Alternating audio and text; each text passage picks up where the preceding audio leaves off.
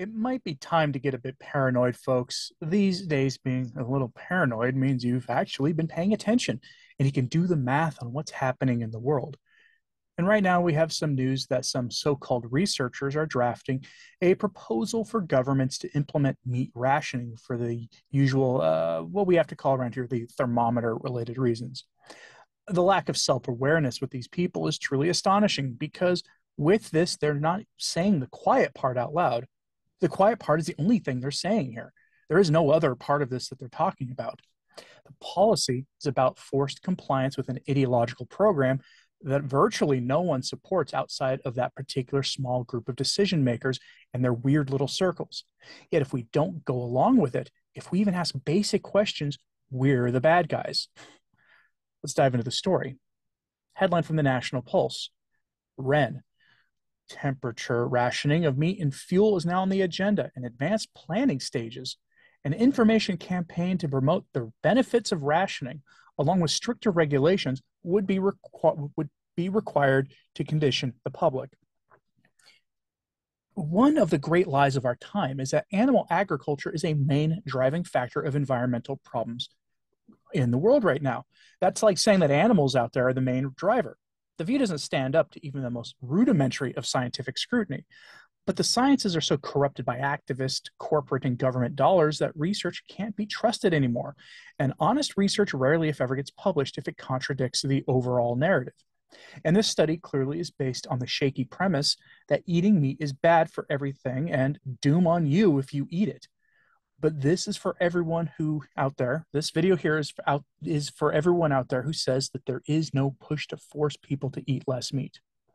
From the article, quote, "Is World War II style rationing the answer to the planet's thermometer problems?" That's a question posed in a new study by academics from the University of Leeds, England. You won't be surprised to learn the answer is yes.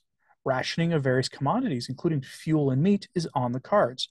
The authors believe a rationing scheme would be more equitable than individual allowances because, unlike carbon taxes and carbon credit schemes, both of which have been proposed in response to the thermometer problems, rationing would not allow the rich to, quote, buy their way out.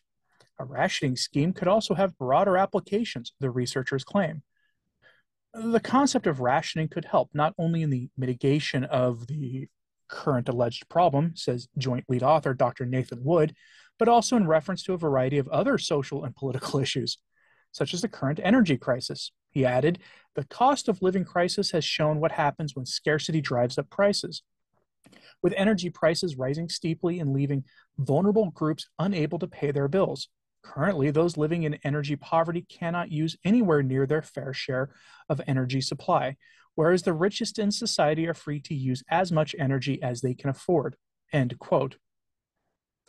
This is actually about energy, not energy usage, but energy control. It's about food, the control of food. Control your access to energy and food, and they can get you to do whatever it is they want. You know those rolling blackouts that California experienced last summer and parts of Europe too? Get used to that, folks. That's one of the programs for everyone. And if you object, the system is being set up to quietly cut off your resources if you don't fall in line. The secret to all of this is the so-called 15-minute city, where everyone will live, shop, and work in a 15-minute driving radius, and you'll only be permitted to leave that radius a few times a week. Quote, "New schemes are already being implemented to limit personal mobility and consumption, and there will surely be more to come.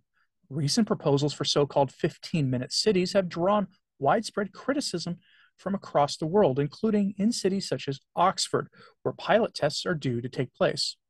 From 2024, Oxford will be divided into a series of 6 separate quote-unquote neighborhoods by the local council, with car travel between them heavily restricted and subject to fines if unauthorized.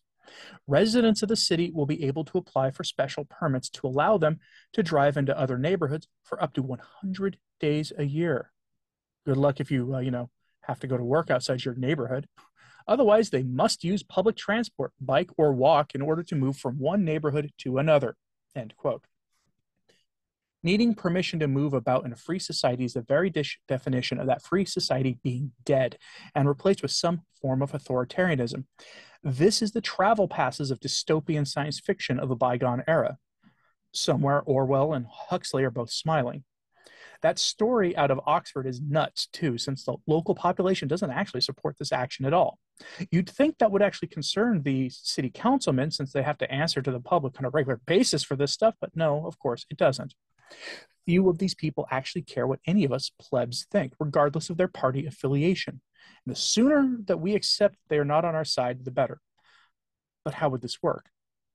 Look to World War II England as the example.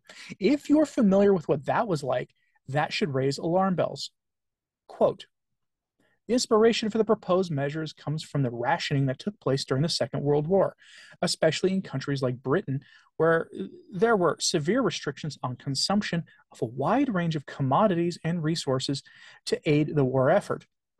In Britain, rationing outlived the war and only came to an end 8 years later, in 1953. Researchers note that compulsory food rationing was more popular than voluntary changes to behavior when resources became scarce. Also, despite shortages, rates of malnutrition actually went down in Britain during the Second World War. One of the main problems, according to the aforementioned new paper, is that people today just don't understand the scarcity they are facing in the way that Britons did 70 years ago. A world of instant gratification and consumer goods at the touch of a button is not conducive to a sense of deprivation or urgency about scarce resources. The authors of the study believe rationing wouldn't be the first step, however.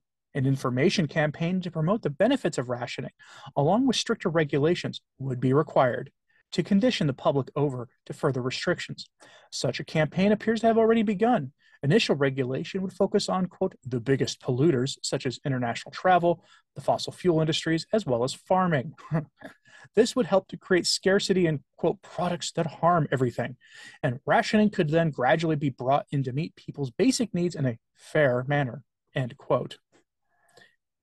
Does anyone else out there remember the constant drumbeat about how we don't produce enough food to feed everyone?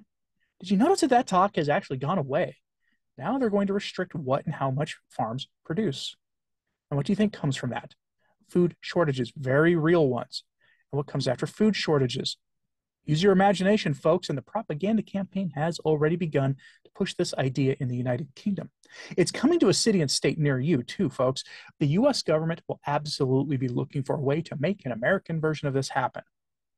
This isn't about which party you like or left versus right. It's about up versus down.